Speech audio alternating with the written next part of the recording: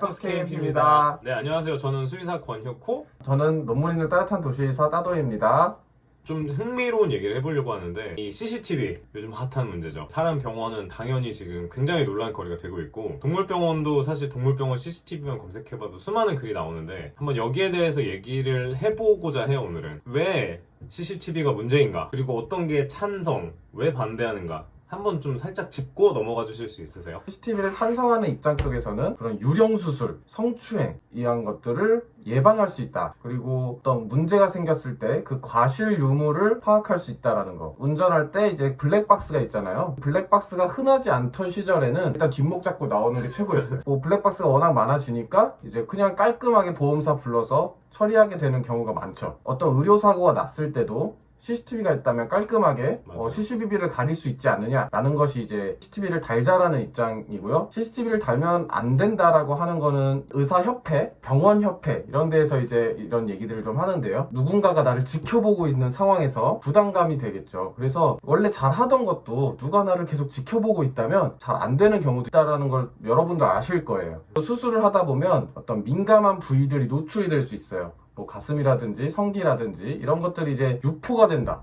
이렇게 되면은 엄청난 문제가 될 수 있는 거예요. 때문에 이제 CCTV는 좋지 않다라고 얘기를 하고 있는 사람들이 있습니다. 반대하는 입장은 아무래도 의사분들이 좀 많겠죠? 그렇죠. 아무래도 왜냐하면 일단은 감시를 당한다는 생각을 받을 수밖에 없어요. 동물병원은 좀 어떨까요? 한국의 동물병원은 동물병원 안에서 CCTV를 반드시 달아야 되는 건 아니에요. 그런데 동물 위탁업, 우리가 소위 말하는 호텔, 그 시설에 CCTV를 다는 게 이제 필수가 됐거든요, 법으로. 미용업, 그 동물들 이제 미용해주고 뭐 씻겨주고 하는 시설도 CCTV를 설치해야 되는 법이 돼서 내년 10월부터는 모든 동물 미용하는 장소에서는 CCTV를 달아야 돼요. 근데 이 두 개가 문제가 된 게, 반려동물 호텔을 맡겨놓고 이제 조금씩 놀러를 사람들이 한 며칠 동안 떠나 있는 사이에 맡겨놨던 개나 고양이들이 죽고, 아니면 안 본 사이에 막 때리고 다른 반려동물한테 물리거나 막 도망가고, 관리하는 사람이 알 수가 없기 때문에 몇 번 이슈가 돼서 이 법이 통과가 됐고, 미용업도 마찬가지로 이제 주인이 안 보는 사이에 방금 말했던 대로 방으로 데려가서 막 때리거나 이런 상황이 발생하니까 이것도 통과가 됐는데, 대부분의 반려동물 병원,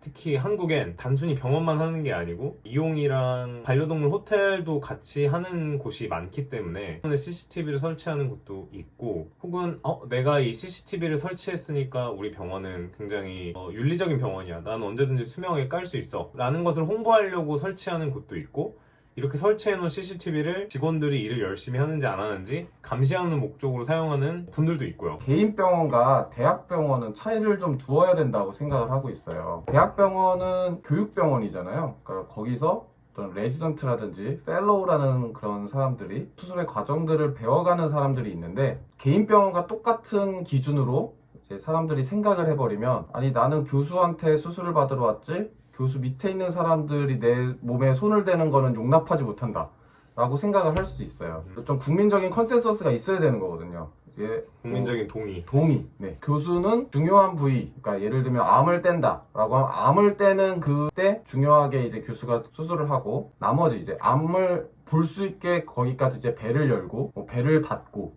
하는 그런 단순 노동 같은 것은 펠로우는 이제 전문이에요. 펠로우 같은 분들이 이제 하는 거에 대해서 동의가 있어야 CCTV를 달았을 때 문제 생기지 않지 않을까라는 생각이 드는 거죠. 그러니까 예를 들면 요리사가 있어요. 아주 엄청난 게 유명한 요리사가 있단 말이에요. 근데 그 요리사의 음식을 먹으러 갔는데 주방에 이제 CCTV가 있는 거예요.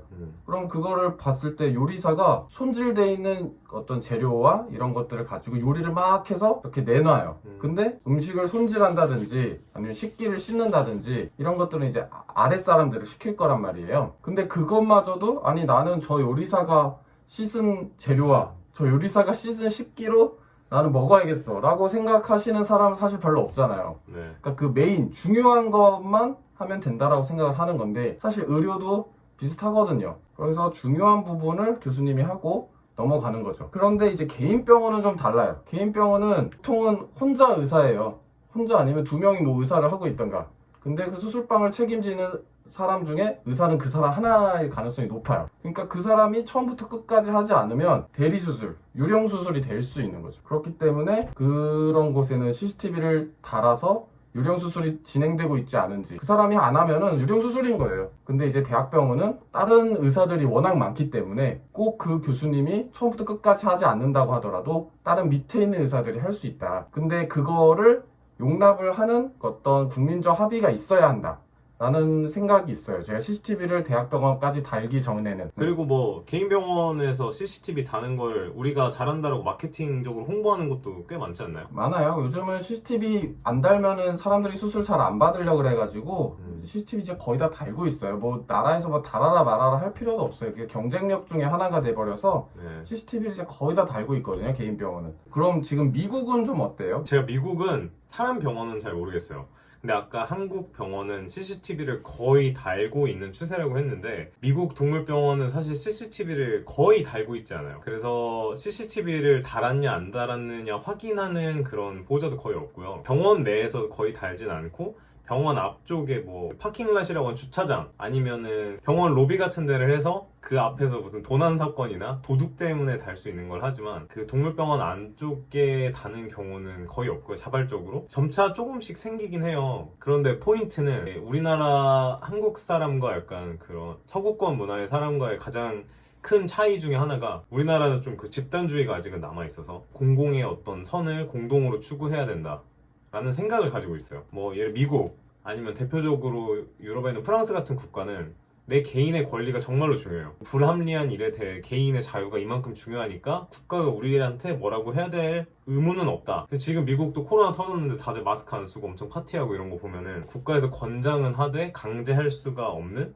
지금 그런 상황이거든요. 그래서 외국은 CCTV가 거의 없고 뭐 조항도 따로 없고 앞으로도 다 만약에 한국처럼 변하는 데는 한참 걸릴 거예요. 한국 동물병원은 좀 뭐 동물병원 특성도 있는데 이런 사람 병원에서의 문화 같은 것들이 그대로 전달되는 경우가 많아서 지금 사람한테 이슈가 돼서 이렇게 CCTV가 계속 설치되는 걸 보면 동물병원은 아마 거의 설치가 되지 않을까? 그리고 아까 말했듯이 그 병원 감시용 뭐 이런 걸로도 하고 호텔이나 미용을 같이 하는 곳이 많기 때문에 어쩔 수 없이 CCTV를 달아야 되니까 그쪽 부분만 다는 게 아니고 전체로 다 다는 경우가 많아요. 저는 그 생각도 있어요. 그러니까 약간 CCTV를 누구나 볼 수 있거나 아니면 실시간으로 이렇게 누가 체크를 하는 게 아니라 자동차 블랙박스 같은 거죠. 문제가 생겼을 때 확인을 해보는 거예요. 그렇지 않으면은 누군가 계속 나를 지켜보고 있다.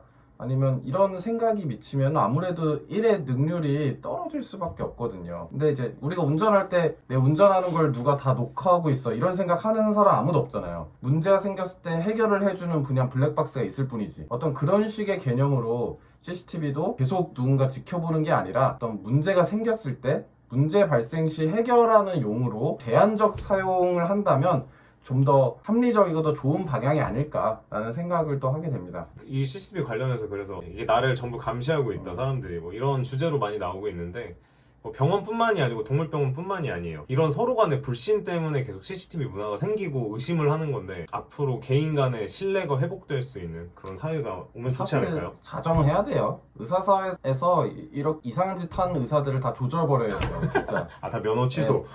진짜 알아서 자정해가지고 그런 인간들 다 취소시켜버리고 아예 매장을 시켜야 되는데 이걸 못 해주고 있어요. 제가 생각하기에 의사협회나 병원협회가 CCTV를 반대하려면 이런 자정작용부터 먼저 해야 돼요. 자정작용을 확실하게 해서 불안감을 없애줘야 CCTV를 설치 안 해도 된다는 생각을 만들어줘야 되는 겁니다. 그럼요. 사실 열심히 하는 의사가 거의 100명이라면 열심히 하는 의사분이 95명 이상이고 못하는 사람이 5명인데 뉴스에 나온 5명 때문에 나머지 95명이 억울하게 누명을 쓰고 그죠. 있는 경우가 많거든요. 잠재적 범죄자가 돼버렸잖아요. 진짜 열심히 일하는, 그냥 열심히 묵묵히 일하고 있는 의사들이. 그럼요. 의사분들도 뭐 주장할 때 제 생각엔 우리가 이런 자정 노력을 하고 있으니까 이걸 이해해준 다음에 CCTV 나중에 얘기를 해보자 라고 하는 모습을 좀 보이면은 더 국민적인 설득이 가능하지 않을까요? 그래서 저의 그냥 개인적인 결론, 일단 솔직히 CCTV를 달자라고 주장을 만든 그 의사들의 문제지만 그 의사들을 조지지 못한 의사협회와 병원협회도 문제가 있다고 생각해요. 그래서 먼저 자정작용을 제대로 똑바로 하고, 그리고 CCTV를 만약에 설치해야 된다면 제한적으로 생중계를 하는 게 아니라 정말 문제가 생겼을 때 자동차의 블랙박스처럼 사용할 수 있게 녹화하는 것이 좋지 않겠냐라는 개인적인 생각이 있습니다. 그럼 다음번엔 저희 또 재밌는 얘기로 찾아뵙겠습니다. 안녕. 안녕.